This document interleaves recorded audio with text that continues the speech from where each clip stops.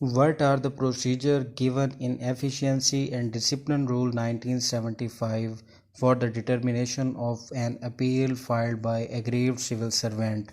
अब ये वाला अपील वाला क्वेश्चन आपने पीछे जो हमने अपील वाला क्वेश्चन पढ़ा है एपलेट ट्रिब्यूनल वाला उसके साथ मिक्स नहीं करना।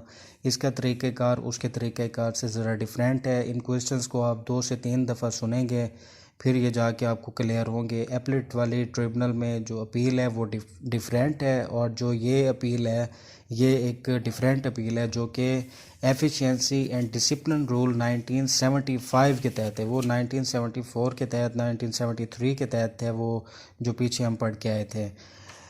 एक एग्रीव्ड जो सिविल सर्वेंट है जिसको इन 4 वजूहात की बिना पर सज़ा सुनाई गई है, इनएफिशिएंसी, मिसकंडक्ट, करप्शन और इंगेजमेंट इन सबवर्सिव एक्टिविटीज़ में माइनर पेनल्टी दी गई है या मेजर पेनल्टी दी गई है, उसके पास 30 दिन का टाइम है।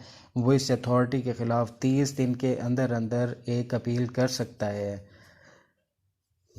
अपील का तरीक़ाकार ये है। Filing of appeal under rule 14 every appeal shall be filed within the authority और authorise officer who pass the original order. जिसने ओरिजिनल ऑर्डर पास किया था उसी के पास अपील होगी। वो क्या करेगा? The recipient shall forward the same along with the comments within a fortnight to the appellate authority। आगे जो वसूल करने वाला होगा ये अपील वो अथॉरिटी उसके ऊपर वो अपने कमेंट्स लिखेगा कि भाई मैंने ये सज़ा क्यों दी थी। अपना मौक़िफ़ लिखने के बाद वो 15 दिन के अंदर अंदर एपलेट अथॉरिटी को सबमिट करवा देगी। यानी अपील डायरेक्ट नहीं होगी, अपील ये करेगा उसी बंदे के पास जिसने सज़ा सुनाई थी। वो फिर उसके ऊपर अपने कमेंट्स लिखने के बाद आगे भेजेगा 15 दिन के अंदर अंदर। फिर उसके बाद appellate authority recording with the appeal under rule 15 serving a notice वो टू द अपीलांट, वो अपीलांट को बुलाएगा। द अथॉरिटी और ऑथोराइज ऑफिसर इम्पोजिंग पेनल्टी, और जिसने सज़ा दी थी उस ऑफिसर को भी बुला लेगा। कॉलिंग द रिकॉर्ड, उसे कहेगा पूरा रिकॉर्ड लेके आओ। आर डी आर्टम पार्टम दोनों को सुनेगा।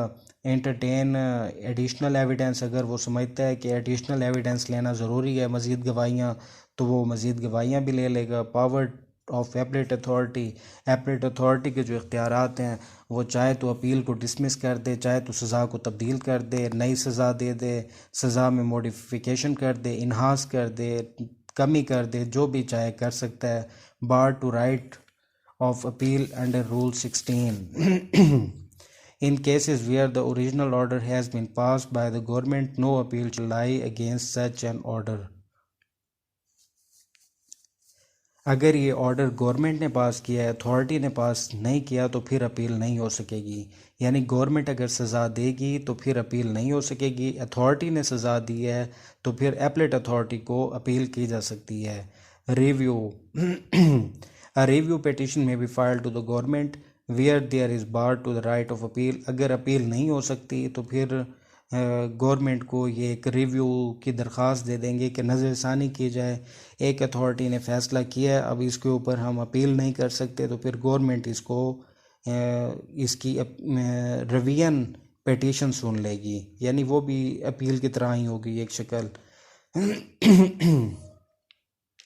क्या सेकंड अपील हो सकती है? No second appeal shall be against any order made by the appellate authority. अब एपलेट अथॉरिटी ने यानी जहां आप अपनी अपील की है, अगर वो मज़ीद कोई फ़ैसला देते हैं तो उसके ख़िलाफ़ अपील नहीं हो सकेगी। एक्सेप्शन है where the appellate court enhance the penalty. निचली अथॉरिटी ने कम सज़ा दी थी, ऊपर वाली अथॉरिटी ने ज़्यादा सज़ा दे दी है, तो फिर अपील की जा सकती है। सेकंड अपील जो है वो 30 दिन के अंदर अंदर फ़ाइल की जाएगी। ये था सर्विस के रूल्स के हवाले से। ये दोनों एक्ट आपने अच्छे तरीके से सुन लेने हैं, बुक खोल के एक दफ़ा, 2 दफ़ा, 3 दफ़ा जितनी हो सके। कल का दिन भी है आपके पास, आज रात भी है और परसों का दिन भी है। मैक्सिमम अच्छी तैयारी करें। पेपर टफ़ नहीं है अगर सही तरीके से इसे करेंगे, टेक्निकल ज़रूर है। ठीक है, अल्लाह हाफिज़।